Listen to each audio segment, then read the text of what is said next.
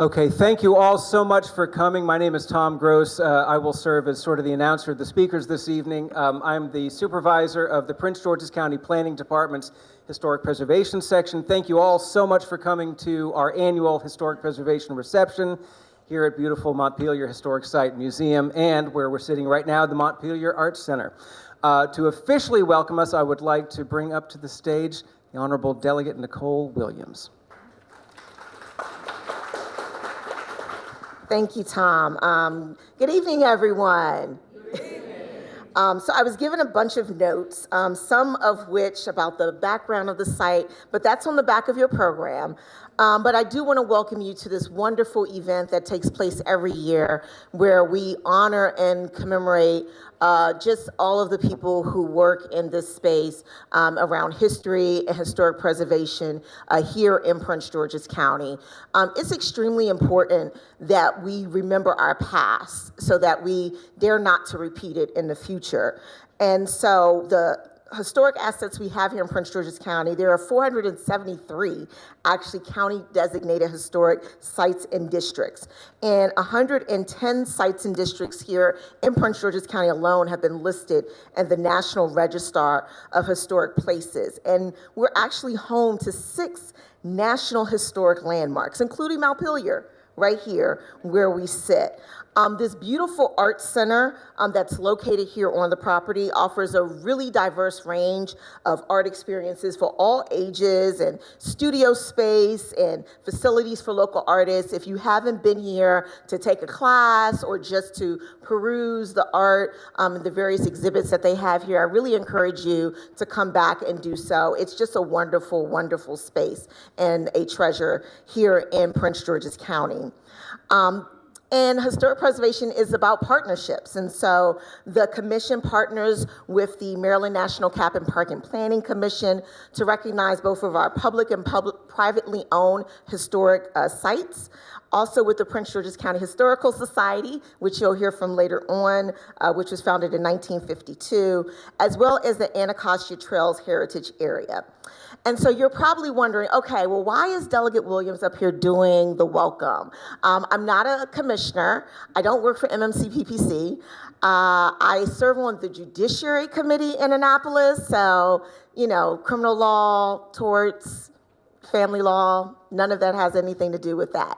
But many, many moons ago, before I was a delegate, I actually served as general counsel for the Historic Preservation Commission. And the commission always holds a special place in my heart because of it. And I am just always impressed by the work that they do every single year, including this reception to honor so many people that are here. So thank you so much for coming and enjoy the program.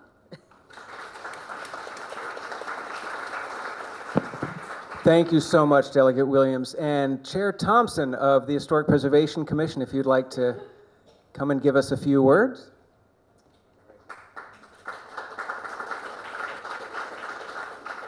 So for those of you who don't know me, this county is very unique.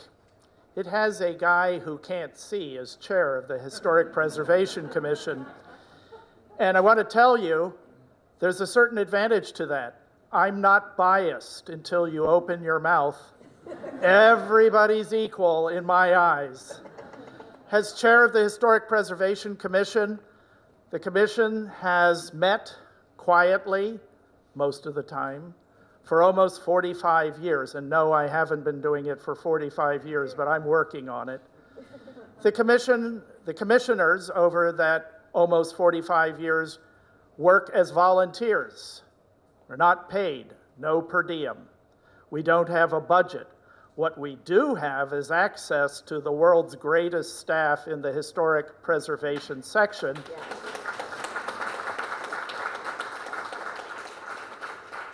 Without the staff, we really would be blind. We would accomplish nothing. In our mission statement, as it were, is to preserve, protect, and enhance. And the staff of planning in the preservation section helps us preserve and protect. But we also work with the Parks Department. That's the enhancing part, the education part. And again, we have no budget.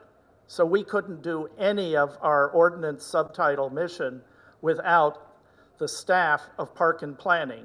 And they have been with the Historic Preservation Commission for almost 45 years, but I don't think Tom's been there that long. I want to say just a few things about why history. People ask me a lot of times, why do you do what you do? What's so important by history? And until today, my flip answer was, those who do not know where they came from can't possibly know where they're going. And I happened to check with an AI thing, and lo and behold, guess who said that? I thought I was original, but there is nothing original. Maya Angelou. And she's paraphrasing Cicero from 2,000 years ago, who said, those who are ignorant of the events that happen before they're born are like children, dependent on others for the truth. But there's more. I also pointed out that in this world today, especially, we have AI reality. You can't fake Montpelier. You can touch it. You can go to the building. Our 470 historic sites are real. They can't be reinvented. Aristotle talked about this, that you need memory and recollection of the past in order to know who you are and to move forward. Well, guess who else said that 2,000 years later? Marcus Garvey. A people who have no knowledge of their history are like what? Trees without roots, dependent on others to tell them what is true. Both Aristotle and Garvey understood that if you don't find out for yourself the whole story, you will never know what the truth is, and you won't know where you're going. So thank you for coming here tonight. I'd love to talk more, but I know Tom said I'm on a short leash. So thank you very much for being here, and I look forward to participating in the rest of the program and meeting all of you if I can. Thank you. Thank you so much, Chair Thompson. So we're now going to move into the presentation of historic site plaques. As Delegate Williams said, we have 473 individually designated county historic sites in Prince George's County.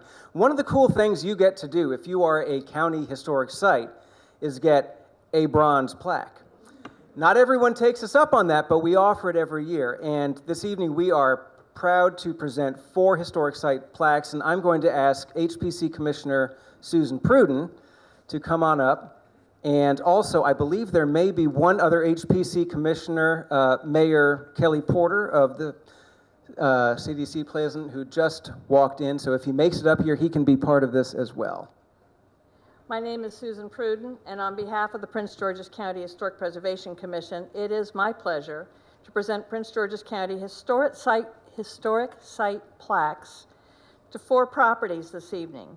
The plaque program is sponsored by the Office of the County Executive and the Maryland National Capital Park and Planning Commission in cooperation with the Prince George's County Historic Preservation Commission. The plaque program acknowledges special efforts made by owners of historic properties and recognizes their stewardship of the heritage of Prince George's County. I will be joined in the presentation by John Peter Thompson, Chairman of the Historic Preservation Commission, as well as my fellow commissioner. He's on his way. He's on his way. And that's how we know him, on his way, Mayor Porter. Mayor Porter. Correct. So, he'll get up here in a moment and join us. The first property to receive a plaque is the Clarence and Edith Pierce House in University Park, Historic Site 66-029-10. Built circa 1935, the Clarence and Edith Pierce House is a 2-story colonial revival dwelling of the Dutch Revival architectural subtype. The property is significant as an intact example of its architectural style and exemplifies the early to mid-20th century growth of automobile-oriented suburban development in the county. The Clarence and Edith Pierce House is a contributing resource in the University Park National Register Historic District and was designated as a county historic site in October 2025. Receiving the historic site plaque for the Blair Smith House, sorry, they got the wrong thing here, for the You can tell we do some little cutting and pasting here. With the Clarence and Edith Pierce House are the property owners, Kristen Norton and Robert Zellum.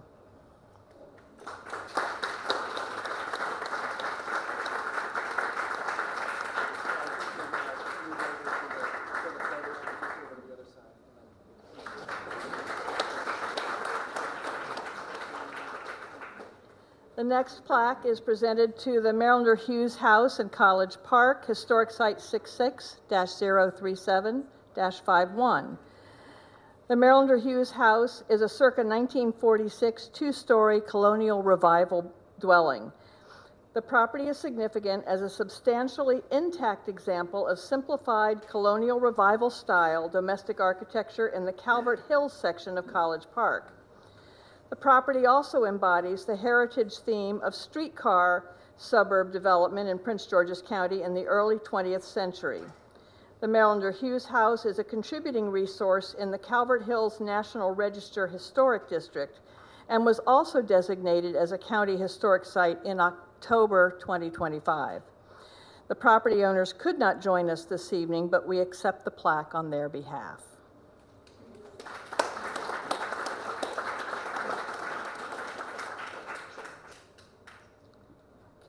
Next to receive a plaque is Beechwood in Leland, Historic Site 79-060. Built in 1913, Beechwood is a two-story hip roof frame dwelling of neoclassical style. It is distinguished by its monumental Tuscan portico and colonial revival interior detail. Beechwood was built on the site of George Hillary's 18th century landholding and was the home of prominent Prince George's County genealogist and author Effie Gwynn Bowie. It is an outstanding example of neoclassical domestic architecture. Beechwood was designated as a county historic site in 1988. Receiving the historic site plaque for Beechwood is the property owner, Jack Thompson Jr. Jack, could you tell us how many times you've received a plaque? 4.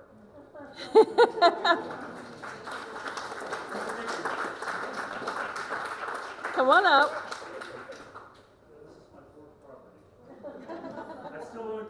The final property to receive an historic site plaque this evening is the Taman Tobacco Barn in Croom, Historic Site 86A-02745. Built in circa 1941, this frame tobacco barn is a representative and highly visible example of a mid-20th century tobacco barn with an internal stripping room. The barn was likely built by Harry P. Taman, who with his wife Bessie had purchased the property from Dr. William H. Gibbons in 1940. The Taman Tobacco Barn is a contributing resource in the St. Thomas Episcopal Parish National Register Historic District and was designated as a county historic site in 2010. Receiving the historic site plaque on behalf of the property owner, St. Thomas Episcopal Church, is Jack Thompson Jr. I'm the senior warrior. So I wish everybody, I think the will is finally dry for me.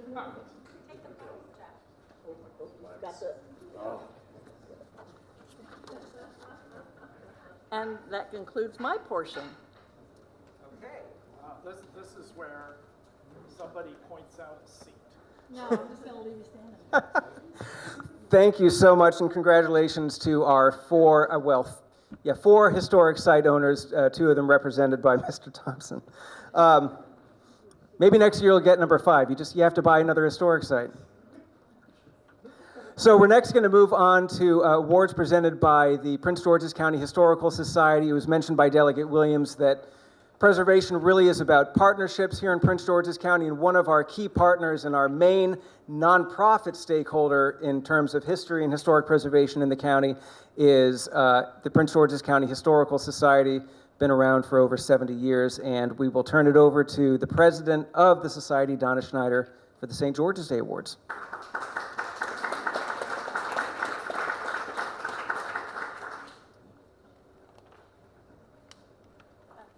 Could the representatives from the Laurel History Museum and the Laurel Historical Society please come forward?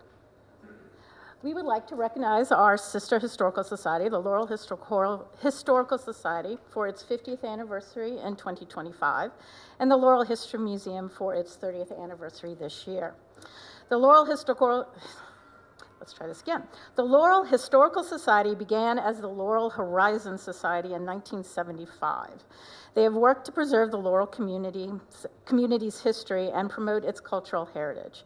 Their accomplishments are numerous, ranging from renovation and preservation projects, getting buildings placed on the National Register of Historic Places, developing a walking tour for Old Town Laurel, hosting an annual house tour, and collecting oral histories, and offering Laurel and local history programming and much more. Like the Historical Society, Laurel Historical Society has a library for researchers, the John Calder Brennan Research Library, that contains an extensive collection of Laurel history items. The collection of the donated material led to the dilemma of where to store it all. On February 25th, 1991, the City of Laurel adopted a resolution authorizing the Laurel Historical Society to use a mill worker's house as the Laurel Museum. 5 years later, in 1996, the Laurel Historical Society opened the Laurel Museum. The museum promotes and preserves Laurel history, as well as serving as a cultural organization for the public by sharing exhibits, gallery space, housing the Brennan Research Library, and having a children's interactive area. The Society would like to give a St. George's Day Award to the Laurel Historical Society and the Laurel History Museum in celebration of their respective anniversaries.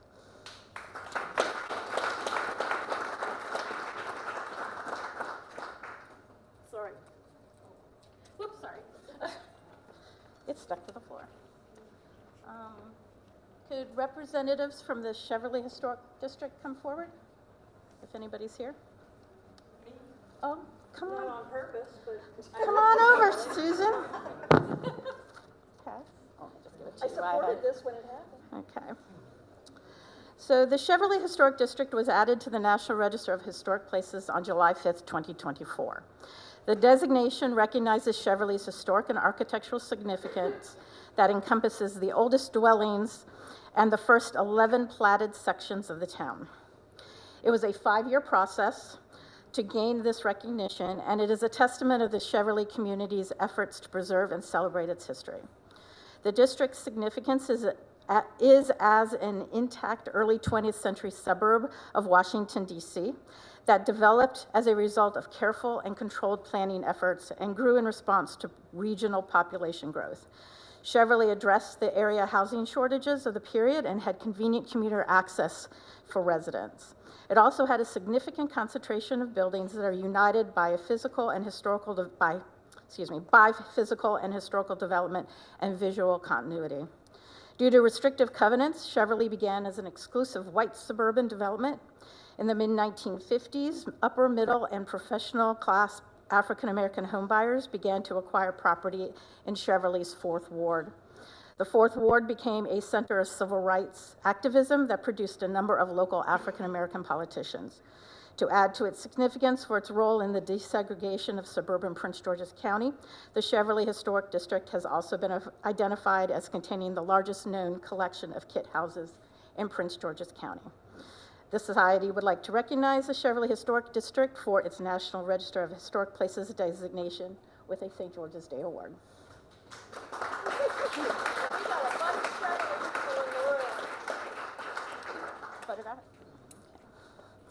The Eagle Harbor Historic District was added as a National Register of Historic Places on July 18, 2025.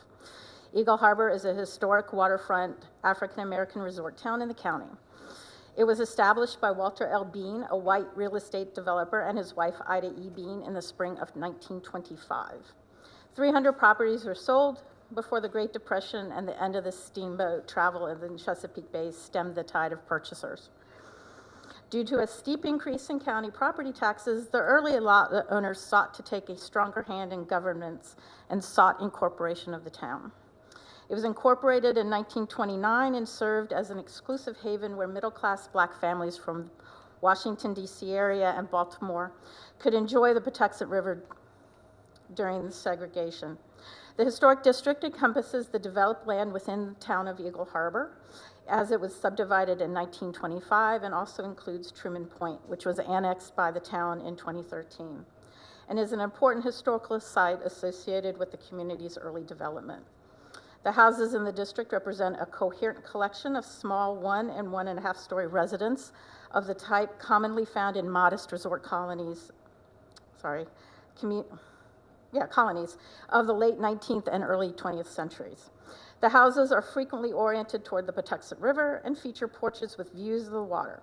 Always intended as a summer colony, Eagle Harbor's full-time population has remained small, with its growing to 200 to 300 people in the summer. Over the years, property has been sold and the racial mix has changed, but the town hasn't lost its identity and is still an African-American resort enclave. The Society would like to recognize the Eagle Harbor Historic District for its National Register of Historic Place designation with this St. George's Day Award.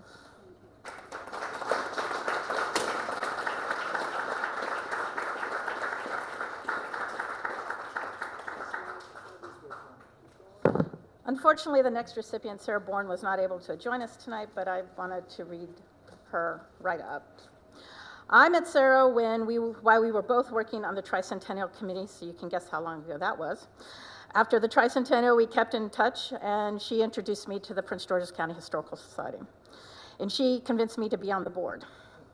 As time went on, I started getting involved in the DeMar Library, which is the DeMar Library of County History that the Historical Society owns. Every Saturday, Sarah and other volunteers would diligently work with visitors and keep the library humming and be able to find things that weren't yet archived or cataloged in a space less than a third of the space or size of our current DeMar Library in Greenbelt. Sarah was the library's newspaper and magazine clipper. During the week, she would clip articles and newspaper things and obituaries and anything she would find of interest about the county that she thought researchers could use when they come into research. She also did all kinds of other projects, and of course, in a volunteer organization like the library, there's always projects to be worked on. She helped to keep our publication archives up to date and was always a great resource in sharing her decades of stories about living in the College Park area. We miss her presence at the library every week. As a thank you to Sarah for her at least 30 years of unwavering dedication to and support of the DeMar Library, as well as the Society, we would like to present her this St. George's Day Award, and I'll accept it on her behalf.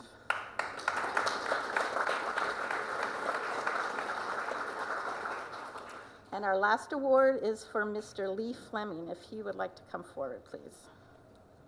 Several years ago, Mr. Fleming came into the DeMar Library to do some research on a project he was working on.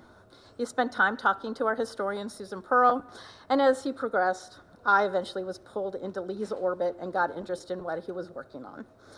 It was fascinating watching him put together the land pieces that formed the map of properties along Riggs and Powder Mill Roads. Seeing the photographs he took to support the research, his stories about gathering information, and perseverance in finding visual evidence of people and places that were needed to tell the story. When he offered to write articles for the Society's then and now newsletter sharing his research, I immediately said yes. For those who are members of the Society, I hope you have enjoyed reading his series of articles, which are this story ended in the current issue of our newsletter. If you would like to read it, there's copies out there. Feel free to grab one.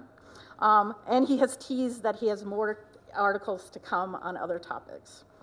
It is a project like Lee's that the Society is very eager and wants to support, share, and recognize. The Society would like to give a St. George's Day Award to Lee Fleming for his research which led to the series of articles along Riggs and Powder Mill Roads.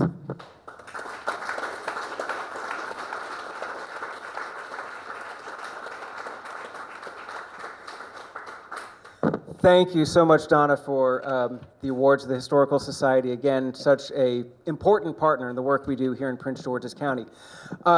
Next, we're going to bring up a speaker, and I'm going to ask a couple of my colleagues from the Department of Parks and Recreation to help introduce this next speaker. You may have noticed when you were making your way up to the tent or back from the tent, this interesting little building between the main house and the Art Center. You might have wondered what that was, and you're going to hear a little bit about it. So if I could ask my colleagues, Brian Carroll from the Natural and Historical Resources Division Historic Preservation Unit, with his colleague and noted chatterbox, Gina Vaughn, noted extrovert Gina Vaughn, who's going to come up here and help introduce our next speaker. Thank you.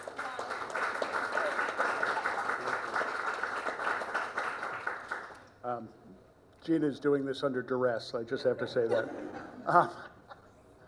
We just wanted to introduce the project that we were working on, and we're very lucky to be able to work on a lot of really beautiful buildings, and in this case, some of this work was made possible by a really generous donation by the South Laurel Recreation Council, so I just want to get that out right away. Nancy and Larry Malinowski are here today representing them and made this possible, so thank you. When we launch into the restoration of a building like this, we don't just start with a hammer, we start with research, and pulling all of that together, we need to find qualified people to do that. And it's an old saw that, somebody wrote the book, and in this case, we hired a gentleman named Ward Bucher, who literally wrote a book called The Dictionary of Building Preservation, which as 30 years old at this point, right? And it's still authoritative and still useful. I bought a copy last year for somebody.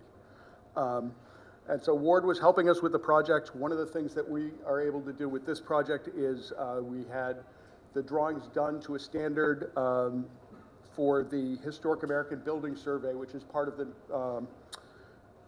it's part of the National Park Service in cooperation with the Library of Congress. So when these drawings are done, we'll be able to put them in the Library of Congress, and they will become available for people to do research. So we're trying to do as much as we can to both save the building and make sure that it's valuable for other people. Already? Okay. Okay, sorry. I'm just used to being behind the bar.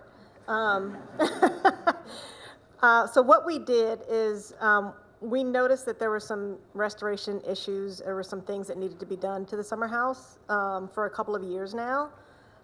So when we did enlist Ward Bucher, there were some deficiencies that we noted. There was some paint chipping, some rotting to the siding, and some windows need to be redone, and of course the access and ADA accommodations need to be satisfied.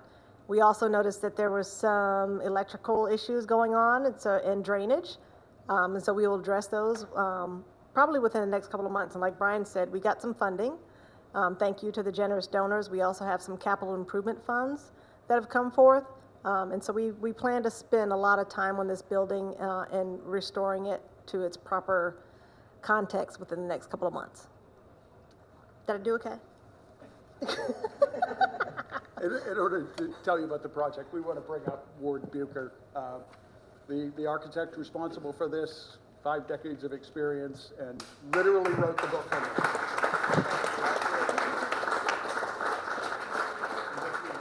Good evening, all. About a year ago, I had the great privilege of being retained to help document the summer house and also to do a condition assessment on it.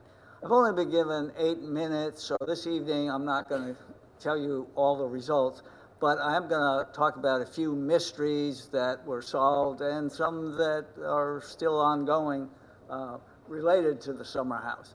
So the first question we had was, well, when was it built?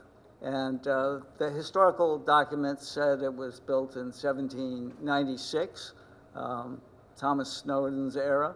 And, but also before we were involved, they had done a dendrochronology study where you take a little sample of the wood and count the tree rings and figure out when it was built. And it identified that when the timber for the house was cut was the spring of 1793.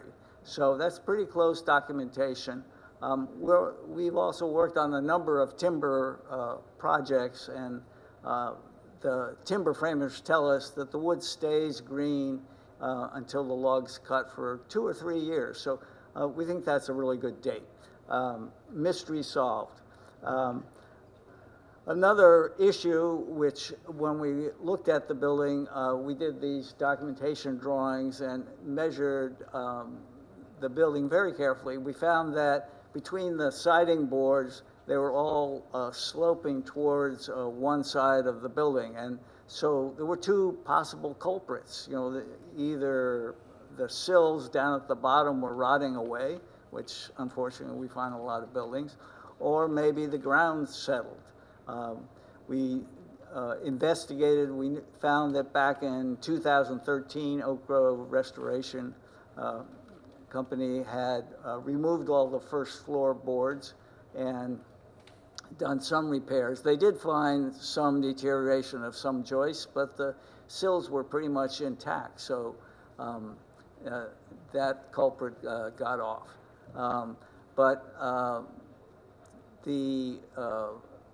We knew that the foundations were fairly shallow, but we weren't sure how shallow. So we retained the group to do archaeology there. The archaeology, applied archaeology and history associates. And at two sides of the building, we dug what they call units down to the bottom of the foundation. Well, that was 6 or 8 or in some cases a foot deep, very shallow foundations, dry laid stone mostly. But there was a big shocking reveal, which was we discovered that parts of those foundations had been underpinned with concrete little plinths spaced and around. We know the concrete wasn't developed or commonly used Portland cement for concrete till like the early 20th century. So we knew they were original. We don't know exactly when they were put in place, but we know even back then the building was settling a bit and there was concern about that. So we know now that was the culprit.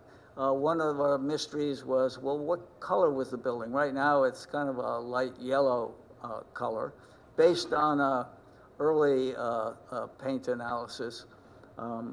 We retained Matthew Mosca, who's a kind of internationally famous paint analysis based in Baltimore, luckily, to do a study and determine the original paint, both inside and outside, was lead acetate, what we commonly call white lead. A really great pigment, great for hiding things, not good for your health particularly, as we know. But its color, when first installed, is a light, what we would call an off-white color, but it ages to a yellow color. So we know the original color was not what's on the building at the moment, but a more recent imitation of the aged color. And that we found that the same paint on the inside, but not on the plaster walls. We don't know when the plaster walls were put in. That's another mystery. We know the ceiling up at the top is plaster on expanded metal lath. Well, that wasn't around until the early 20th century, so we know that wasn't original. We don't know if the interior was finished at all. We know it was finished wood trim around the windows and doors, but we really don't know what was on the walls. We don't want to do destructive investigation, you know, knock holes in the plaster to find out what was the wood lath behind there. So that, at the moment, remains a future investigation. Another mystery is, why a hexagon? I mean, there are hundreds of summer houses around, and almost all the ones that have faceted sides are octagons. And in fact, if you look online for the description of this building, it tells you it's an octagon. But it's not. It was a hexagon. Why? Well, I just conjecture. You know, my theory is, well, if you have an octagon, you have 8 sides and 1 door and 7 windows. If you have a hexagon, you only have 6 sides to deal with, so you're saving money. The other thing is, and this is a little esoteric, but when you lay out a 45-degree angle, you know, a square, you have two equal sides and you take a diagonal. If you know the sides of the two sides, the size of the length of the diagonal is always a function of the square root of 2, which is an indeterminate number. It's not an exact number. It's really hard. You imagine the guy, poor carpenter's trying to figure out how long that side is out in the field. He can do it, you know, by physically laying it out, but not on paper. So maybe that was one of the reasons. Whereas a hexagon, you always have a side, a little triangle. It's 4 units on one side, 3 units on the other, and exactly 5 units on the diagonal. So it's easier to calculate. So another mystery is this building's a 2-story building that then has hip roofs that slope in, and it has what normally we would call a lantern that would have windows, and you could see, if you had a light in it, that you'd see outside. Well, there are no windows on that upper part. So why did they build it? We spent, you know, many weeks up in the really confused framing in the really hot weather this summer, and found no evidence at all that there ever had been windows that had been covered up. So, you know, again, just conjecture, but, you know, they wanted to copy this sort of standard shape of other summer houses. But all of those are what I call small mysteries. They're, you know, small parts of the building deal with. But the really big mystery to me is, why did they build the summer house there? One of the resources we looked at is Andrew Jackson Downing, A.J. Downing, back in 1838, published his treatise on the theory of the practice of landscape gardening. And he was one of the first to really talk about American gardening. And he cited summer houses and said there were 3 reasons for having a summer house. One is for shelter, keep off the rain and sun. Well, you know, the summer house there does have a roof and windows, provides a little bit of shelter. It is tiny, though. Across the flat parts, it's only a little over 12 feet. It's a very small building. And another reason, second reason he cited was a point of view. You know, it'd be up on a hilltop, you walk there, and then you could see a beautiful view. Well, the summer house is in what we call a declivity. It's down the slope from the main house. And to get into it is only 2 steps. It's a very, very low building. And originally, all around it, there were trees planted like a grove. They didn't completely block the view, but it wasn't a place you'd walk to get a beautiful view. So that didn't seem to be a reason. A third reason he cited was to be the termination of a view or prospect. Well, it definitely was that. When you walked out of the back of the house onto the upper terrace of the falling garden, you would look over and there was a row of boxwoods leading directly to the door of the summer house. Now, they weren't what you now have. It's almost like an alley, you know, they're really tall when you're walking down. But at the time, they never would have been above waist height, the rows of boxwoods. But there wasn't a paved walk to them.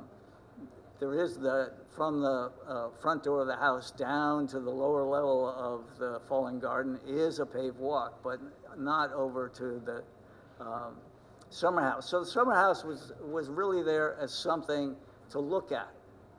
But why would you need that? Well, in looking at it, why was it there? It was really a status symbol.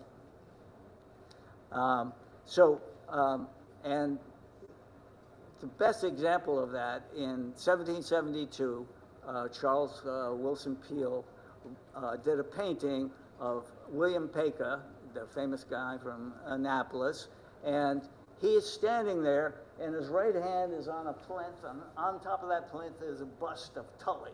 Now, Tully is what the English call Cicero, that John referred to earlier, the famous orator from Rome. And on the other side, his arm was out, and below his left elbow was his most important status symbol, the picture of his summer house in the garden, Peka Garden in Annapolis. So that's why we have a summer house. Thank you very much for your time. Thank you so much, Ward, for describing it. And if you didn't have a chance to see the summer house today, that's a reason for you to come back and take a look inside. The next item on the agenda, I actually want to skip past because the speakers couldn't be here. I do want to acknowledge them in the program, but I'll do that in a moment. But if we could move on actually to the next item on the agenda, since the speaker is here, one of our other major partners in preservation in Prince George's County is the Anacostia Trails Heritage Area. We have worked with ATHA on a number of initiatives. They are the recipient of funding through the Historic Preservation Commission's non-capital grant program. And if you haven't had the chance to work with Meg Bacco, A, I'm surprised, B, you will before you leave here tonight. If I could ask Meg Bacco to come up and tell us what's happening at ATHA. Hey, good evening, everybody. I just want to double check, is it on? Okay, because I was actually, okay, so double check. Happy Preservation Month. My name is Meg Bacco.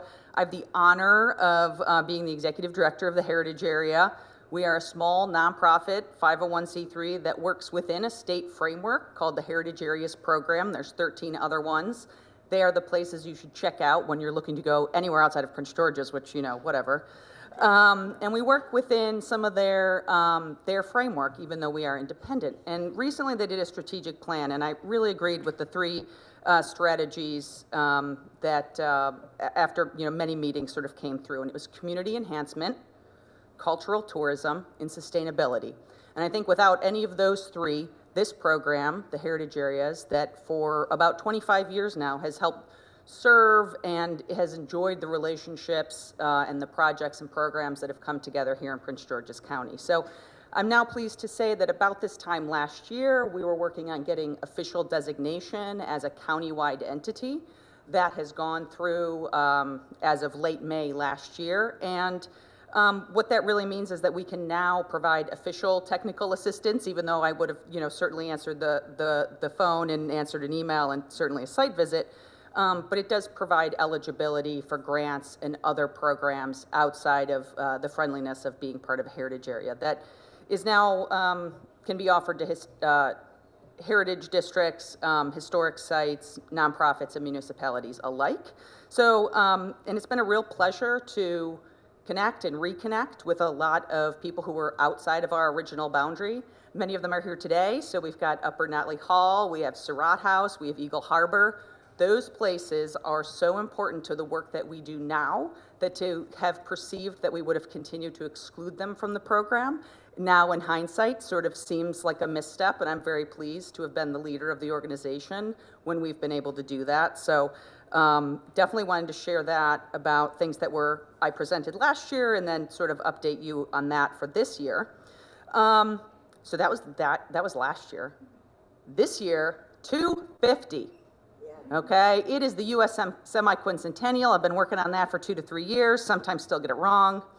But as an organization that sort of has convening and communication and partnership sort of built into our DNA as a heritage area, it's not just a single site, it's always been a collection of communities, a collection of sites, agencies and organizations. So what's been really important is for maybe about the past 2 years, we've been convening monthly to bring people together. We've had artists and historians and teachers and students and librarians and advocates and folks that sew their own clothes and folks that sew their own costumes.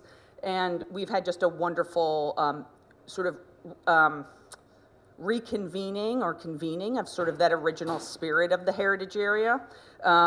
And together we've come together as Prince George's 250 or PGC 250. That's a lowercase c commission. We are not an official commission. Everyone is welcome. Everybody's voices are welcome.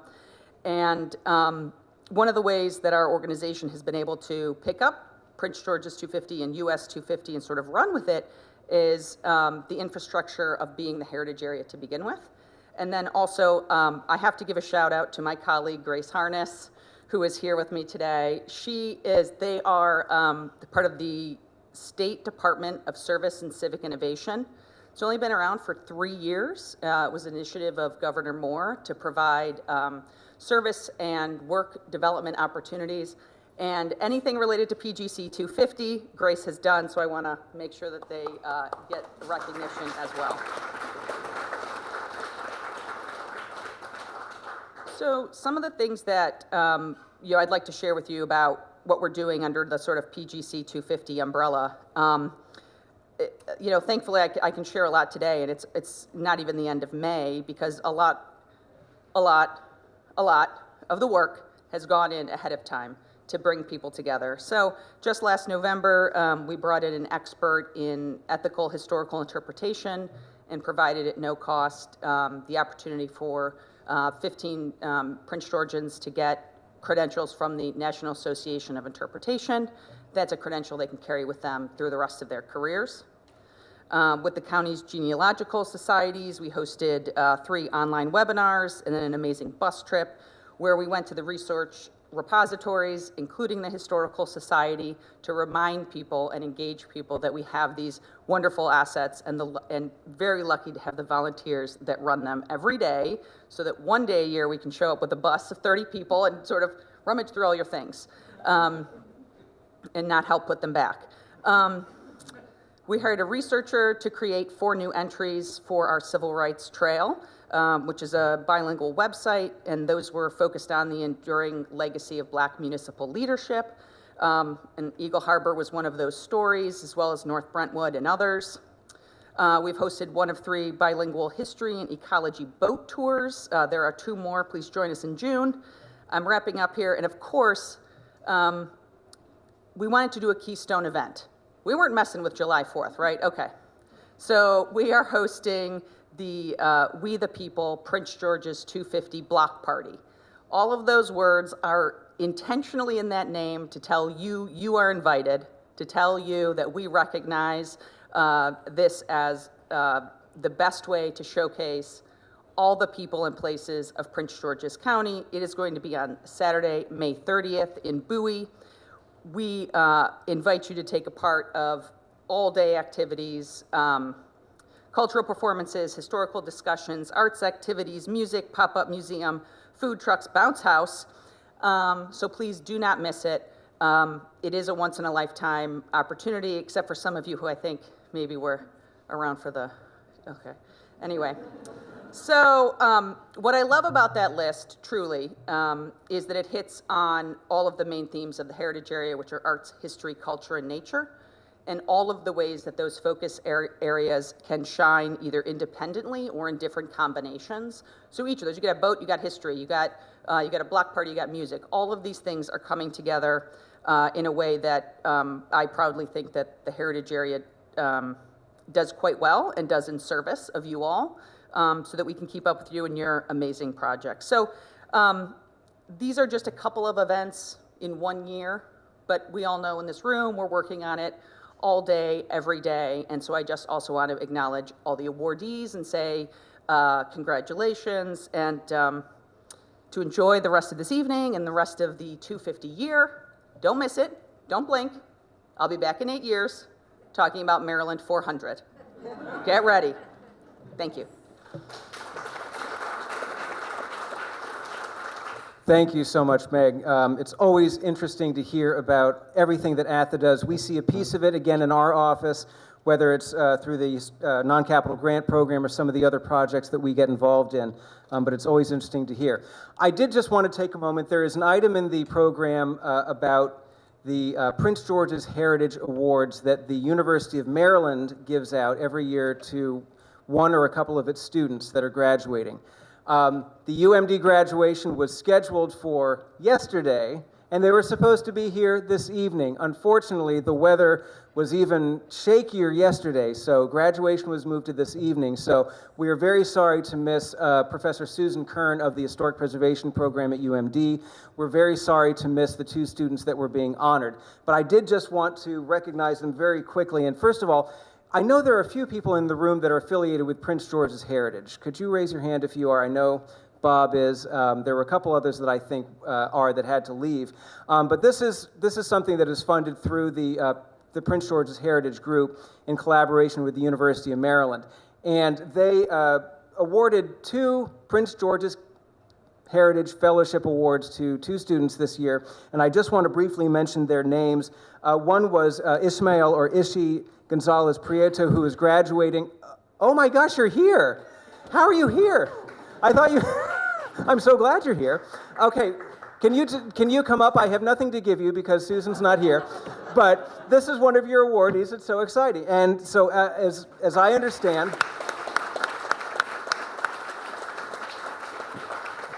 So if I read correctly, you translated materials for Bostwick into Spanish, correct? Which, of course, if you've been to Bostwick in the town of Bladensburg, predominant language spoken by residents of Bladensburg is Spanish. And there's a real effort being underway, which I'm proud to say the planning department, through its placemaking section, is helping to promote, to make Bostwick really a community asset for the town of Bladensburg. But it's got to be accessible to the people who live there. And thanks to the work of people like Ishi, you are trying to make that more the case. So congratulations on your award, and thank you so much for being here.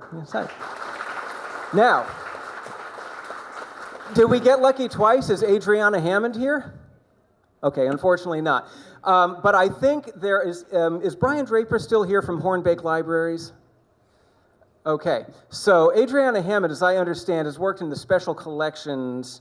The award that she was given, according to Susan Kern, was for her work in some of the special collections. It might not have been I'm not sure if it was where in the special collections, but apparently she did work there and was being recognized for that through her Prince George's Heritage Award. So could we just recognize Ms. Hammond as well? And it always works out that way. You know, it's a 50-50 shot whether UMD can actually make it to this event because it's always the rain date for their graduation. With that brings us to the end of our formal presentation, but I'd like to invite Delegate Williams to come back up just real quick because we wanted to recognize a few folks who were in the audience. So, as an elected official, I should recognize all the other elected officials in the room. We had with us earlier County Council member at large Jolene Ivy, who is on our County Council. She was here earlier, but unfortunately had to leave. Earlier you saw, and this is in no particular order, former Mayor Noah Waters from Eagle Harbor, who accepted the award on behalf of Eagle Harbor. We also have Mayor Kelly Porter from the town of Seat Pleasant, who's also a commissioner.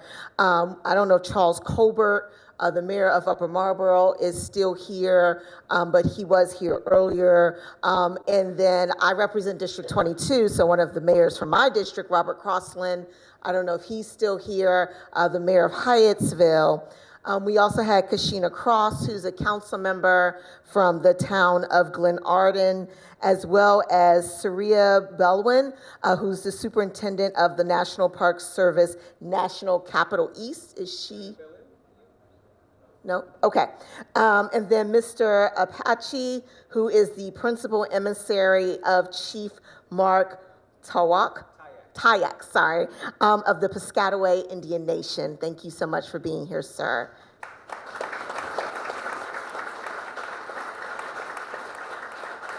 And then last but not least, Joseph Pruden from the office of Congressman Glenn Ivey.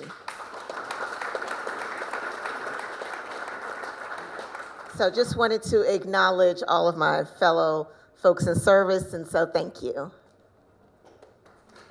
Thank you so much. Well, and you are the diehards. You have made it to the end of the historic preservation reception, and we're so happy that you did. We're so happy that you joined us this evening. I am going to just say a couple of things and then hand it over to my colleague, Ed Day. This event, it's one of my favorite things to do every year. I mean, it's just so cool to get everyone together that has a stake in preservation. It takes a fair amount of effort to do this, and so I just wanted to recognize the folks whose time and talent went into this. So first of all, I just do want to thank the speakers again, Delegate Williams, Chair Thompson of the HPC, the other members of the HPC, Commissioner Pruden that helped with the awards, Mayor Porter, Commissioner Porter, for being part of the plaque presentations, Donna Schneider from the Prince George's County Historical Society, Meg Bacco from ATHA, and of course, Ward Bucher of Encore Sustainable Architects, who told us all about that really interesting building just up the hill there. So thank you very much, and in absentia, we thank the people from University of Maryland who could not be here and those who could, which is awesome. I want to just take a quick quick minute and point of personal privilege to thank my colleagues in the Historic Preservation section in the Planning Department, because you know, they sort of know once it comes to be about the beginning of May, Tom is a little distracted because he's focused on this, but they keep the machine running. We just had our monthly HPC meeting on Tuesday. And so I really want to thank Amelia Chisholm, Jennifer Stabler, Casey Roan, Daniel Tanna, Tyler Smith, and although she couldn't be here this evening, Natalie Zelk. These are the people, if you're historic site owners, that you work with over the phone or by email and occasionally get to meet in person. And that's one of the cool things about this event. You've met them at the check-in, you've met them up at the tent, so I'm so glad to be able to work with such a special group of people. I'm also really yes, please.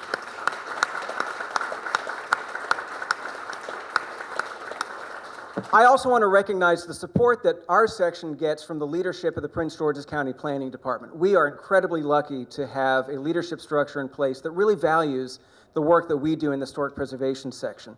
So I wanted to recognize our Deputy Director, if you can just poke your head out, Deputy Director of Operations, Katina Scholars right there. We are within the, what division are we in? Countywide Planning Division. Our Division Chief could not be here this evening. Our Assistant Division Chief, Crystal Hancock, is back there, if you could just... And even within the Planning Department, preservation is all about partnerships, and we're very lucky to have folks in our Community Planning Division that help us out and work with us on matters relating to placemaking, neighborhood revitalization, and even the long-range planning. So I want to recognize Andrea Gillis, who's the Division Chief of the Community Planning Division. Thank you so much for being here. And our acting director, James Hunt, was here. You might have noticed that he was standing in the back with a couple of kids that needed to get to bed, so they couldn't make it all the way to the end, but we're so glad that he could make it here tonight, too. There's other people in the planning department. I want to say their names just real quick because this couldn't happen without them. Everything that looks nice in this program is created by our publications team. Carly Brockington is my hero this time of year. The programs, everything that is actually written down comes through her, and so for her and her supervisor, Dan Hartman, I am so grateful. Our print shop that actually prints this stuff, Dwayne and Abby and Brian Holmes, I'm so happy. Darnita Simpson-Ford and Juanita and Ian in our facilities group, all the tablecloths, all the stuff I hassle them for, and they always come through with what we need. The man, I have to say the men this time with the cameras in the back. Where is Ryan Cron? There he is. And Anthony Cardenas back in the back running the camera. They make this all look good. You'll be able to see this on YouTube, and it'll be fantastic. The staff, Ed is going to say more about the staff here at Montpelier because it's in the Parks Department, but it is worth all of us expressing thanks to the people here at the Montpelier Arts Center, the Montpelier Historic Site and Museum.